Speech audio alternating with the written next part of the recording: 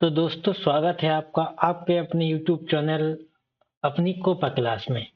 जैसा कि हमने पहले ही वादा किया था कि आपसे हमारे जो वीडियो हैं वो डेली आएंगे, तो आज हम हमारे सिलेबस के दूसरे अध्याय आग के बारे में पढ़ने वाले हैं। जैसा कि आपको पता ही है कि आईटीआई के हर ट्रेड में यह जो टॉपिक है यह कॉमन है सबके लिए। सभी को सबसे पहले सेफ्टी वाले चैप्टर को पढ़ना होता है। तो हमारे टॉपिक का नाम है आग की परिभाषा, प्रकार, सुरक्षित कार्य पद्धति, सुरक्षा नियम और सुरक्षा संकेत। यदि इसको इंग्लिश में बोले तो फायर की हम डेफिनेशन पढ़ेंगे, इसके टाइप्स, सेफ वर्किंग प्रैक्टिस और safety rules and safety sign. Okay, तो तैयार हो जाइए, शुरुआत करते हैं आज के इस टॉपिक को बहुत ही मजेदार तरीके से। तो सबसे पहले हम समझें कि आग क्या है। अच्छा, उससे पहले भी एक क्वेश्चन आता है कि भाई आईटीआई वालों के लिए यह जो सेफ्टी वाला चैप्टर है क्यों पढ़ा जाए, जबकि स्कूल लेवल पे तो रहता नहीं है। और आप किसी भी ट्रेड से आईटीआई करें, इस चैप्टर को आपको पढ़ना ही होगा, चाहे वो इंजीनियरिंग ट्रेड हो और चाहे नॉन इंजीनियरिंग ट्रेड हो। तो उसका एक सीधा सा आंसर है कि यदि आप आईटीआई करते हैं तो इसका मतलब माना जाता है कि आप इंडस्ट्री में काम करने के लिए तैयार हो रहे हैं या किसी कंपनी में कार्य करने के लिए तैयार हो रहे हैं। और जब आप इंडस्ट्री में काम करेंगे तो वहां पे आग लगने की संभावना है। आग लगने की संभावना है तो उस आग से कैसे बचा जाए, इसको तो सीखना पड़ेगा ना। इसलिए हर ट्रेड के पहला चैप्टर फायर सेफ्टी रहता है। कौन सा? Fire safety. चलिए शुरुआत करते हैं, आग क्या है। वैसे बहुत से लोगों को सिंपल लगेगा टॉपिक कि आग क्या है, लेकिन आग के भी कई प्रकार होते हैं और किस प्रकार की आग को कैसे बुझाया जाए यह आग पर डिपेंड करता है। ऐसा नहीं कि हर आग को पानी से बुझा सकते हैं, कुछ आग को अन्य तरीके से बुझाते हैं। चलिए देखते हैं आगे। यदि हम इसकी डेफिनेशन देखें अर्थात परिभाषा पर जाएं तो क्या है कि आग ऊर्जा का एक रूप है। Fire is a formation of energy. आग ऊर्जा का एक रूप है जो जलने की प्रक्रिया से उत्पन्न होती है। जब कोई चीज जलती है तब यह उत्पन्न होती है। यह तब होती है जब ईंधन, ऑक्सीजन और गर्मी, ध्यान रखना, ईंधन, ऑक्सीजन और गर्मी एक साथ मिलते हैं। इसे हम फायर ट्रायंगल कहते हैं। फायर ट्रायंगल मतलब आग का त्रिभुज। देखिए, एक आग को जलने के लिए इन तीनों चीजों का होना बहुत जरूरी है। क्या? हीट, फ्यूल और हवा। इनमें से यदि एक चीज को भी हटा दिया जाता है तो आग वहां पे बुझ जाएगी या शांत हो जाएगी। कैसे? हम एग्जांपल लेके चलते हैं। माना कि एक कागज में आग लगी है। कागज में क्या लगी है? आग लगी है। अब यहाँ पे जो कागज हुआ वो हो गया आपका फ्यूल, हो गया फ्यूल। जब आग जल रही होती है तो वहां से आपको पता है कोई भी आग ठंडी नहीं होती। हर आग से क्या निकलती है? हीट, गर्मी। ठीक है, क्या निकलती? हीट, गर्मी। और आग को जलने के लिए O2 की आवश्यकता जरूर होती है, ऑक्सीजन की। एयर की जगह हम कह सकते हैं O2। O2 की आवश्यकता, ऑक्सीजन की आवश्यकता जरूर होती है। तो इन तीनों चीजों को, हीट, फ्यूल और एयर, इन तीनों को एलिमेंट ऑफ फायर कहते हैं। आग के तत्व, आग के एलिमेंट ऑफ फायर, यह हम बोलेंगे आग के तत्व। तो कभी भी आपके एग्जाम में यदि क्वेश्चन आता है कि निम्न में से किसके लिए, किस एक के लिए आग को जलना जरूरी है, तो आपको ध्यान रखना है हीट, फ्यूल अर्थात ईंधन और एयर अर्थात O2। चलिए आगे चलते हैं। क्या लिखा है? आग की परिभाषा। तो क्या बोलेंगे कि आग आग वह प्रक्रिया है, आग वह प्रक्रिया जिसमें कोई पदार्थ ऑक्सीजन के साथ, किस साथ? ऑक्सीजन के साथ मिलकर ऊष्मा अर्थात हीट और प्रकाश उत्पन्न करता है। आग वह प्रक्रिया है जिसमें कोई पदार्थ ऑक्सीजन के साथ मिलकर ऊष्मा और प्रकाश उत्पन्न करता है। अब देखिए, आग को जलने के हिसाब से हम आग को निम्न प्रकार में बांटते हैं। कितने प्रकार? 5 मुख्य वर्गों में बांटते हैं। 5 में सबसे पहले हम दे दिए एक क्लास ए टाइप की आग, जो नॉर्मल है, जो किसमें लगती है? ठोस पदार्थ जैसे लकड़ी, कागज और कपड़ा अर्थात क्लॉथ। इसमें जो आग लगती है उसे हम बोलेंगे क्लास ए या ए प्रकार की आग। क्लास बी आग कौन सी है? तरल पदार्थ जैसे पेट्रोल, डीजल और केरोसिन पेंट में लगने वाली आग को बोला जाता है क्लास बी टाइप की आग। क्लास सी टाइप की आग कौन सी है? गैस जैसे एलपीजी। एलपीजी का फुल फॉर्म होता है लिक्विड पेट्रोलियम गैस। सीएनजी और मीथेन में लगने वाली आग को बोला जाता है क्लास सी टाइप की आग। और क्लास डी टाइप की आग कौन सी है? धातुओं जैसे मैग्नीशियम, एल्यूमिनियम में जो आग लगती है उससे बोला जाता है क्लास डी टाइप की आग। और कौन सी है? Class E. क्लास ई विद्युत उपकरण जैसे कंप्यूटर वायरिंग या इलेक्ट्रिक मशीनों में जो आग लगती है उसे बोला जाता है क्लास ई टाइप की आग। एक और है क्लास एफ, जो नया है, जो किचन के तेल एवं ग्रीस में लगने वाली आग है, उसे बोला जाता है क्लास एफ टाइप की आग। अब देखिए, आपके मन में एक विचार आ रहा होगा कि आग तो आग है, हम इसको इतने भागों में क्यों बांटें? स्वाभाविक सी बात है, ये आग तो आग है, हम इसको इतने प्रकार में क्यों बांटें? तो क्या है, देखिए, अब मैं एग्जाम्पल देता हूँ। 2 प्रकार की आग लगी है। एक आग लगी है कागज में या लकड़ी में आग लगी है। यहाँ आग जल रही है किसमें? लकड़ी में जल रही है। दूसरा, यहाँ पे आग लगी हुई है जो आपके घर में विद्युत सर्किट आए हैं, उसमें आग लगी हुई है। तो आप बताइए, यदि इन दोनों को आपको बुझाना हो तो क्या आप दोनों में पानी का उपयोग करेंगे? बिल्कुल नहीं करेंगे, क्योंकि यहाँ पे यदि आप पानी का उपयोग करेंगे तो उल्टा आपको करंट लग जाएगा, जबकि इस प्रकार की आपको एक बुझाने के लिए आपको पानी का उपयोग करना पड़ेगा। तो इन्हीं आग को किस आग को किस प्रकार से शांत किया जा सकता है, उसी को आधार बनाकर आग के प्रकारों को बांटा गया है। कितने आग के प्रकार है? 6। यहाँ 5 लिखा है, इसको 6 कर लीजिए। तो सबसे पहले इसको याद करने का सबसे सही तरीका यही है कि सबसे पहले ठोस ए हो गया, फिर तरल पदार्थ बी हो गया और गैस सी। तो ये तो हो गया सिंपल ए बी सी। ठोस ए, तरल पदार्थ गैस, तरल पदार्थ बी और गैस सी। फिर और क्या था? जो धातु है जैसे मैग्नीशियम, एल्यूमिनियम, ये हो गया क्लास डी। और जो इलेक्ट्रिकल उपकरण हैं वो हो गए क्लास ई। और जो किचन के तेल एवं ग्रीस में आग लगती है उसको हो जाता है क्लास एफ। तो मेरे हिसाब से आपको ये चीज याद आ गई होगी। इसको आप लिख लें अपने कॉपी में, आप और अच्छे से याद कर पाएंगे। अब देखते हैं कि यदि आग लग जाए तो हमें कौन सी सुरक्षित कार्य पद्धति अपनानी चाहिए। सेफ वर्किंग प्रैक्टिस क्या है? याद रखना दोस्तों, हर एग्जाम में आईटीआई के यहाँ से 5 क्वेश्चन अधिकतम और मिनिमम 3 क्वेश्चन जरूर आते हैं, इसलिए इस चैप्टर को पढ़ना बहुत जरूरी है। कार्यस्थल पर आग से बचने के लिए कुछ सुरक्षित कार्य पद्धतियां अपनानी चाहिए। कौन कौन सी? ज्वलनशील पदार्थों को सुरक्षित स्थानों पर रखें। कौन से ज्वलनशील पदार्थ? जैसे कि पेट्रोल हो गया या हम कहते हैं डीजल हो गया, इनको सुरक्षित स्थानों पर रखा जाए। विद्युत उपकरणों की नियमित जांच करें, यहाँ से कहीं स्पार्किंग वगैरह नहीं हो रहा है, कहीं पे करंट फैलने का डर तो नहीं है, इनकी नियमित जांच की जाए। पास में फायर एक्सटिंग्विशर रखें और उसका उपयोग करना सीखें। यह जो होता है एक अग्निशामक यंत्र बोलते हैं इसको, अग्निशामक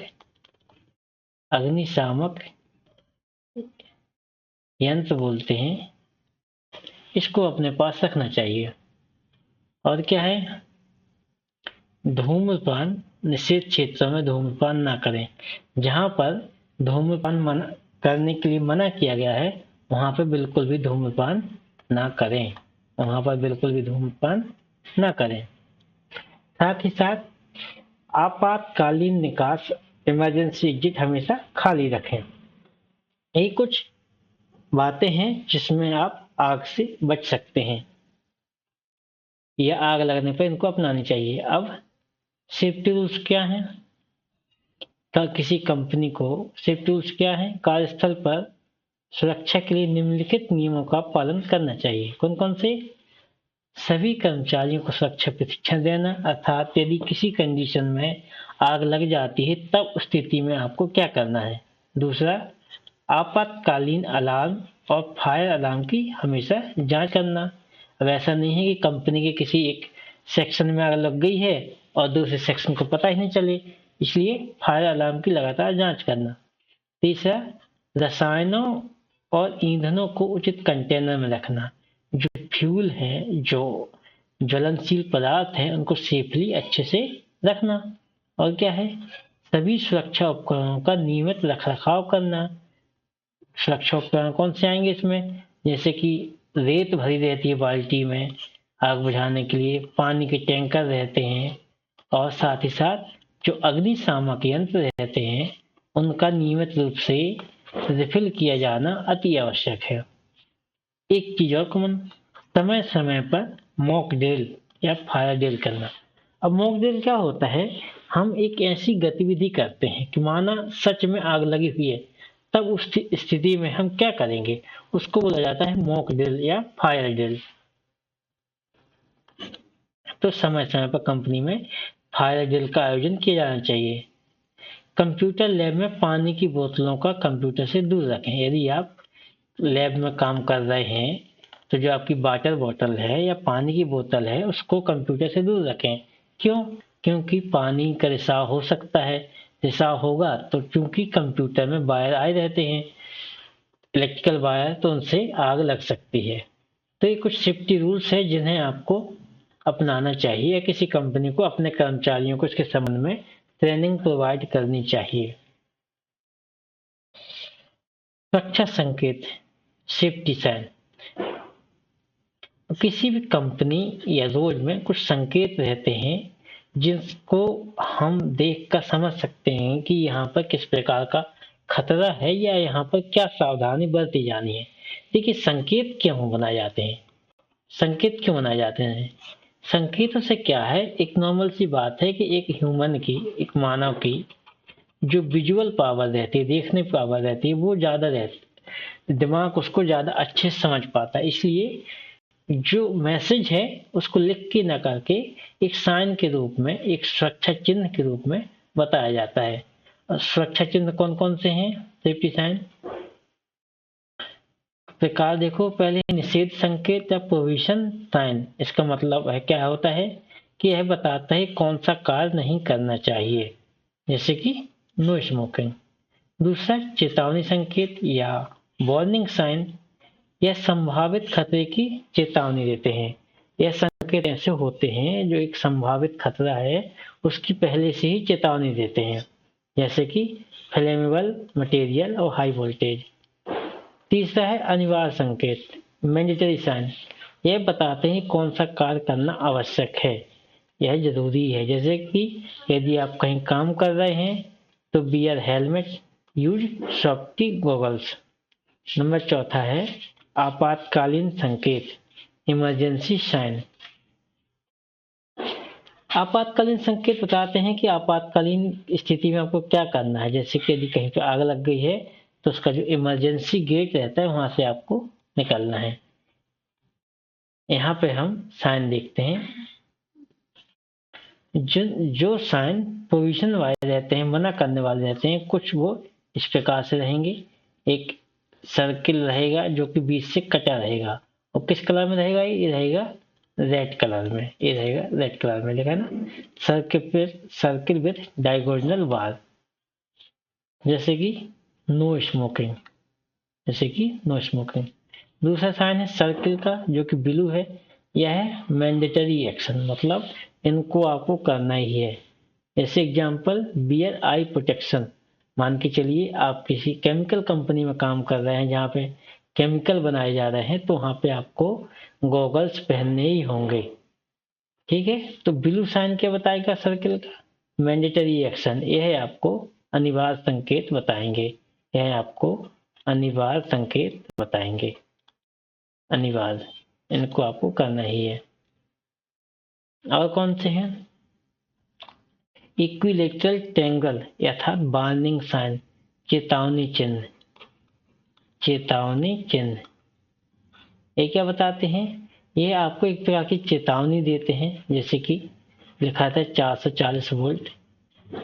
ये कैसे रहेंगे? ये ट्रायंगल रहेंगे, ये कैसे रहेंगे? ट्रायंगल रहेंगे त्रिकोण के रूप में, और इसमें जो कलर रहेगा वो रहेगा येलो, और जिसकी बॉर्डर रहेगी वो रहेगी ब्लैक कलर की।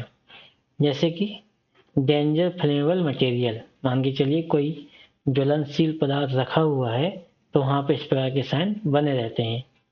यदि साइन वो एक स्क्वायर शेप में है जो कि ग्रीन कलर में है, तो एक क्या बताता है? इंफॉर्मेशन अबाउट सेफ कंडीशन, अर्थात किसी इमरजेंसी के टाइम पे आपको क्या अपनाना है। जैसे कि स्केप रूट लेफ्ट, यह बताता है कि आपको इमरजेंसी के टाइम पे यहाँ से बाहर जाना है। और यदि वही स्क्वायर या रेक्टेंगल कैसा हो जाए, रेड साइन हो जाए, तो बताता है फायर सेफ्टी को, कि आग लगने पर आपको क्या करना है। जैसे कि फायर एक्सटिंग्विशर का साइन बना हुआ है। तो ये साइन है। कभी कभी क्वेश्चन इससे पूछ लेते हैं कि चेतावनी चिन्ह का कलर क्या रहता है, या निषेधात्मक चिन्ह या प्रोविशन साइन किस प्रकार के रहते हैं। तो इन चीजों को भी आपको याद रखना है। चलिए चलते हैं नेक्स्ट टॉपिक के। कंक्लूजन क्या निकला कि आग एक गंभीर खतरा है, लेकिन सही जानकारी और सुरक्षा नियमों का पालन करके इससे बचा जा सकता है। अब आग को जो बुझाया जाता है, शांत किया जाता है, वो किया जाता है अग्निशामक यंत्र के द्वारा। अग्निशामक यंत्र, जिसे इंग्लिश में बोलते हैं फायर एक्सटिंग्विशर।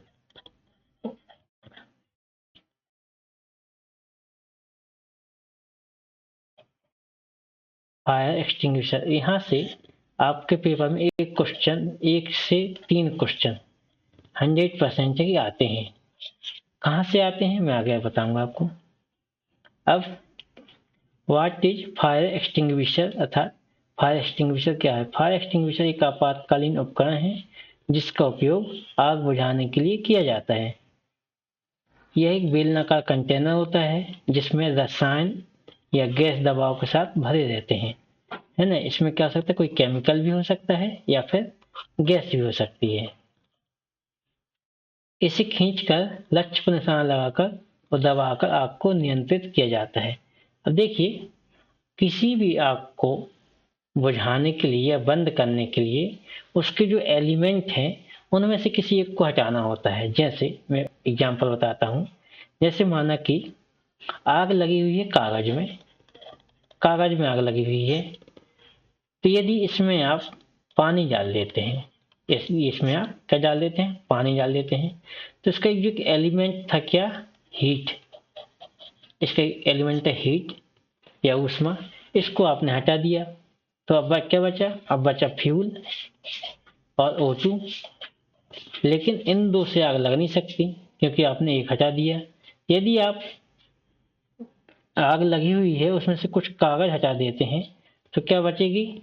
हीट बचेगी, O2 बचेगा, लेकिन फ्यूल हट जाएगा,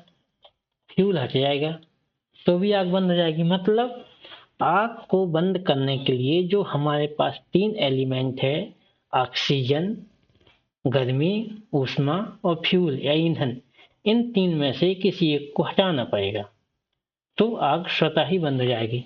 तीसरा क्या तरीका है? इसमें CO2 की गैस मारी जाए फायर एक्सटिंग्विशर से, तो उससे क्या होगा? इससे O2 खत्म हो जाएगा, तो वैसे ही आग बुझ जाएगी। ठीक है, अब देखते हैं फायर एक्सटिंग्विशर कितने प्रकार के होते हैं?